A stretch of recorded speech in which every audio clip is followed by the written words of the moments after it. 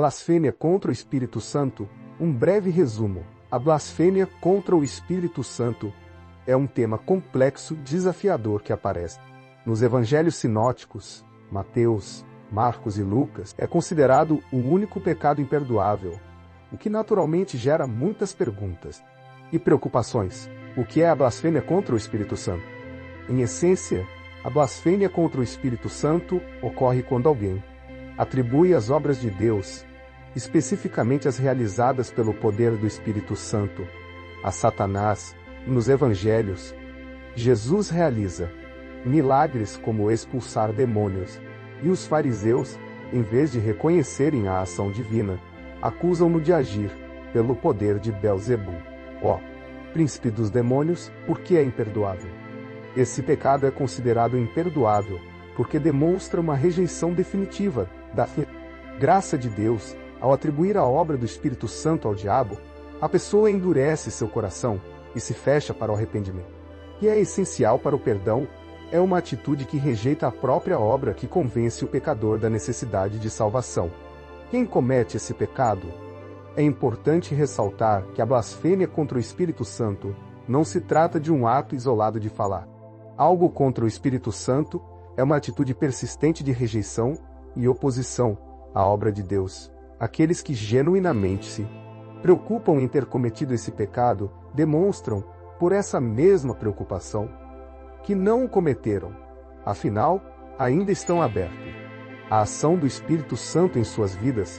Consequências da blasfêmia contra o Espírito Santo. A principal consequência é a perda da possibilidade de salvação. Ao rejeitar o Espírito Santo, a pessoa se separa de Deus e se torna incapaz de se arrepender, receber o perdão. Compreendendo a blasfêmia contra o Espírito Santo.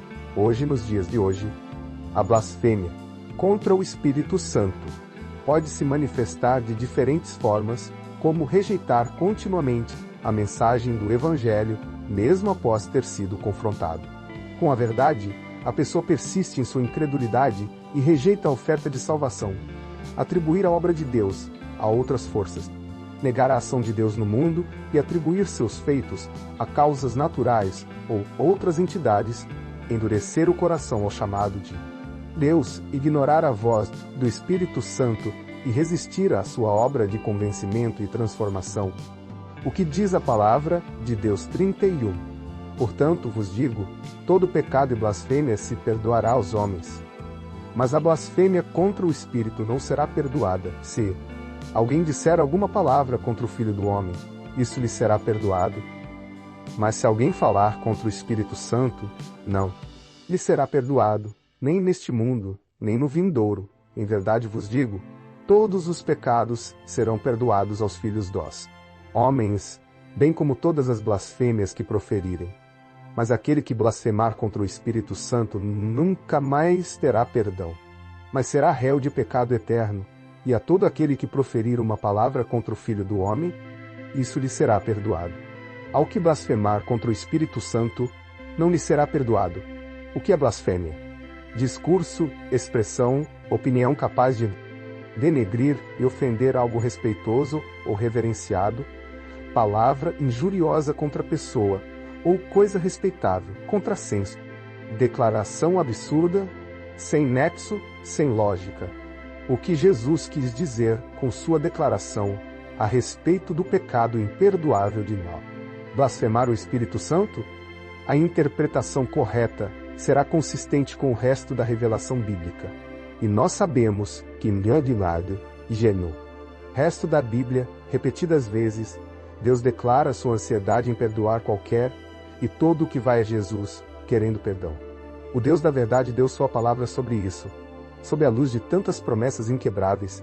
Então, para que alguém se torne imperdoável, algo acontece que faz com que essa pessoa, pelo resto de sua vida, recuse o perdão que Deus oferece gratuitamente a todos nós através de Jesus. O que alguém deve fazer para blasfemar o Espírito Santo?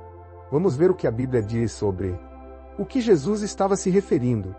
E os mestres da lei que haviam descido de Jerusalém diziam: ele está com Belzebu, pelo príncipe dos demônios é que ele expulsa demônios. Então Jesus lhes falou: Eu lhes asseguro que todos os pecados e blasfêmias dos homens lhes serão perdoados, mas quem blasfemar contra o Espírito Santo nunca terá perdão, é culpado de pecado eterno. Jesus falou isso porque eles estavam dizendo: ele está com um espírito imundo. Jesus era o foco de seu ataque. Jesus, o Espírito Santo, era aquele que eles buscavam insultar e desacreditar. Simplesmente ocorreu que, como era de se esperar, insultar um membro da Trindade insulta todos os três. A doutrina da Trindade torna ridícula qualquer noção de que o Espírito Santo pode ser mais santo ou menos sensível, ou menos clemente que o Filho de Deus. Você acha que Deus nos fez para sermos eternamente condenados? Jesus disse isso porque eles estavam dizendo: ele está com um espírito imundo. Imagine conhecer as Escrituras de dentro para fora, e ainda ser tão propositalmente cego, a ponto de estar convencido de que os milagres de Jesus eram malignos e que o Salvador do mundo, o Cordeiro Santo de Deus, estava possuído por um demônio. As pessoas que rejeitaram Jesus como Salvador por um período de suas vidas podem encontrar perdão se mudarem suas crenças a respeito dele. Da mesma forma, perdão está disponível para todo ex-blasfemador do Espírito Santo que reverte suas crenças sobre o Espírito que habitava e dava poder. Para Jesus, esperança para aqueles que blasfemaram o Espírito, porque há um só Deus e um só mediador entre Deus e os homens, Cristo Jesus, homem. Qualquer um acreditando na salvação de Jesus pode ser perdoado até do pecado de no passado teria acreditado que Jesus, o único mediador entre Deus e os homens, é tão veementemente oposto a Deus a ponto de estar em liga com o diabo. Mas ninguém jamais poderá ser perdoado enquanto acreditar que Jesus está em liga com o diabo. Mas qualquer que me negar diante dos homens, também eu negarei diante de meu Pai que está nos céus.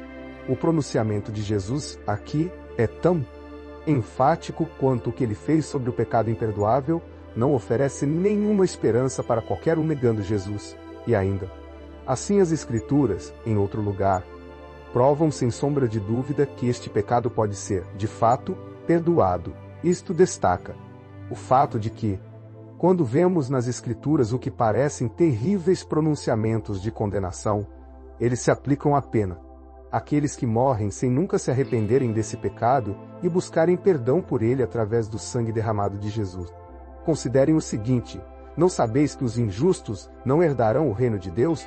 Não vos enganeis, nem os devassos, nem os idólatras, nem os adúlteros, nem os efeminados, nem os sodomitas, nem os ladrões, nem os avarentos, nem os bêbados, nem os maldizentes, nem os roubadores herdarão o reino de Deus. Como muitas outras partes da Bíblia, esta parece não dar nenhuma esperança para alguém culpado. Se nós entramos em pânico, entretanto, é porque rasgamos esses versículos da Bíblia, lendo-o isolados, sem considerarmos o resto das Escrituras. Neste caso, a resposta está no próximo versículo. Tais fostes alguns de vós, mas fostes lavados, mas fostes santificados, mas fostes justificados em nome do Senhor Jesus Cristo e no Espírito do nosso Deus. Simplesmente não é próprio da Bíblia, entretanto, que sempre se espera encontrar esperança no contexto imediato. Por exemplo, nós lemos algo semelhante em Apocalipse, mas os versículos ao redor não dão uma insinuação de perdão como disponível. O versículo parece dizer que todos os mentirosos vão para o inferno. Mas sabemos que isso não pode ser verdade, porque essa interpretação é inconsistente com o resto das Escrituras e que o humano nunca mentiu. Mas os covardes, os incrédulos, os depravados, os assassinos, os que cometem imoralidade sexual, os que praticam feitiçaria, os idólatras e todos os mentirosos, o lugar deles será no lago de fogo que arde com enxofre. Esta é a segunda morte. Não faz diferença se a chave interpretativa de uma parte das Escrituras está no versículo seguinte ou a 100 versículos de distância. É um erro sério tentar interpretar essas partes supostamente de condenação enquanto se ignora o repetido ensinamento da Bíblia do poder de poder. Nosso Senhor ressuscitado para perdoar todo pecado Um versículo é tirado de contexto, não somente se os versículos ao redor são ignorados, mas toda vez que uma passagem é divorciada da revelação bíblica total de Deus, afirmações de condenação, como o salário do pecado é a morte ou quem blasfemar contra o Espírito Santo não será perdoado, nunca foram divinamente planejadas para serem arrancadas do resto da Bíblia e torcidas em algo que anula outras partes da revelação de Deus. Suponha que um pai avise um filho: desobedeça e te matarei. A interpretação correta dessas palavras depende inteiramente no caráter da pessoa. Significará coisas radicalmente diferentes se o pai é amoroso e gentil, com senso de humor, ou severo, ou absolutamente capaz de cometer assassinato. Para compreender corretamente a palavra de Deus, devemos entender o coração de Deus. Então, qual é o coração de Deus? Amor, diz a Bíblia. É amor que faz com que ele fortemente advirta, e é amor que faz com que seu coração derreta e perdoe ao primeiro sinal de arrependimento. Deus disse a Moisés: deixe-me agora, para que a minha ira se acenda contra eles e eu os destrua, depois farei de você uma grande nação. Moisés desobedeceu a ordem do Todo-Poderoso para deixá-lo. Foi um ato audaz, já que foi por desobediência que todos os outros estavam prestes a ser destruídos. Mas este homem conhecia o coração de Deus. Ele orou, e Deus reverteu sua decisão de destruí-los. A lei de Deus dizia que nenhum moabita ou qualquer dos seus descendentes até a 10ª geração poderá entrar na Assembleia do Senhor. E Ruth, a bisavó de Davi, era moabita, e Sião tornou-o um ancestral escolhido por Deus. A lei de Deus dizia que todo aquele culpado de adultério deveria ser morto. Davi, adúltero, se arrependeu. Não lhe foi permitido apenas viver, mas continuar reinando com a bênção completa de Deus, o profeta. Miqueias profetizou nos dias do rei Ezequias, dizendo: assim diz o Senhor dos Exércitos, Sião será arada como um campo. Jerusalém se tornará um monte de entulho. A colina do templo, o monte coberto de mato. Ezequias buscou o Senhor e deu. Compadeceu-se. O rei Ezequias estava terminalmente doente. O grande profeta Isaías disse: assim diz o Senhor, põe a casa em ordem, porque você vai morrer. Você não se recuperará. Ezequias orou, e outra profecia caiu por terra. Isaías 38,15.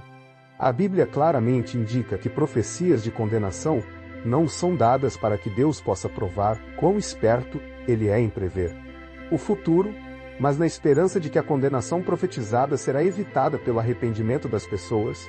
Jesus repetidamente repeliu a mulher cananeia, a chamando de cão e dizendo, em resposta ao apelo de seus discípulos para se livrar dela: eu fui enviado apenas às ovelhas perdidas de Israel, e depois, não é certo tirar o pão dos filhos e lançá-lo aos cachorrinhos? Ela persistiu e conseguiu o que queria, a mesma coisa que Jesus acabara de pronunciar como errada e contrária à sua missão divina.